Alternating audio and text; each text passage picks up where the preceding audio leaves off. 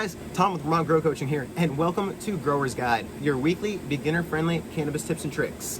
This week on Grower's Guide, we're going to be talking to you about how to make cannabis-infused lip balm.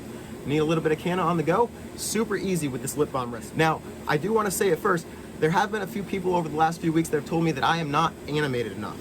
Not animated enough? I thought I was plenty animated.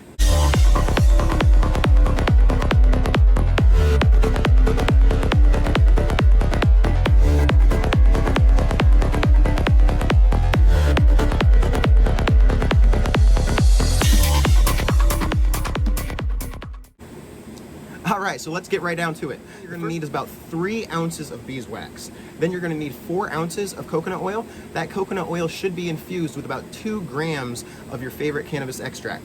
If you don't know how to infuse your coconut oil with your extract, that's for another video. Go ahead and take a look. The next thing you're going to need is 3 ounces of shea butter. The last thing you need is 1 teaspoon of aloe powder. So that's it. You just need beeswax, infused coconut oil, shea butter, and aloe powder. That's it. Alright, so let's get into it. Now you can do this on a double boiler or in a hot plate, but I find it easiest to do this on a magnetic stirring plate.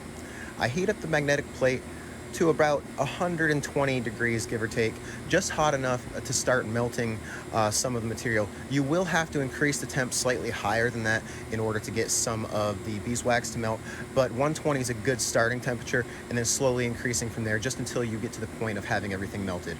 So you see here we're going ahead and adding in all the ingredients to get us started.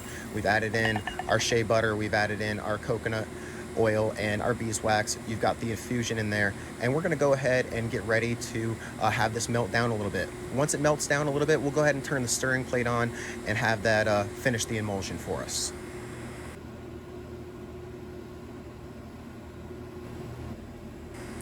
Alright, so we've got the magnetic stirring plate going, and you can see it is a little bit on the greener side right now, but don't worry, that is going to dissipate as the rest of the beeswax goes ahead and melts. Look at that! So you see here, I've got a nice big syringe that I'm going to go ahead and fill up each of these tubes with. I want to overfill them just a little bit so that when they cool, any amount of gaps or holes will otherwise be filled in. Once these have gone ahead and cooled, at that point we'll be able to go ahead and scrape off any of the remaining residue. You'll see that we are using a mold here. This mold is absolutely fantastic for this process. It's not necessary, but it does make cleanup a lot easier. Alright, so now that we've filled our lip balms, we go ahead and let those sit for about 20 minutes or so, just to let them harden enough so that we can go ahead and scrape them off entirely and slap the caps on. Super easy, super simple. You can see as the lip balm cools, it loses its green color and looks much more like a traditional lip balm. Let's give it a quick scrape. Look at that, super easy. Some additional tips. You can easily add essential oils to your blend. For this mixture, I used about 30 drops of essential oils. Today I used rosemary, eucalyptus, lemongrass, and peppermint oils. It's going to give a nice flavor and aroma, as well as some additional medicinal properties. Let's give it a try. Wow, that's pretty good. I really like the mintiness that I get and the little bit of tingling that I feel on my lips. I don't really taste any sort of cannabis. There's definitely no sort of cannabis aroma to this blend at all.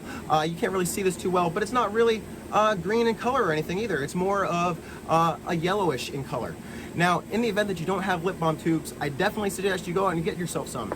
But don't let that stop you. You can easily use silicone duckies or any other sort of container to fill up with lip balm as well. You just go ahead and fill up the container, dip your finger in, and rub that on your lips, and you're good to go.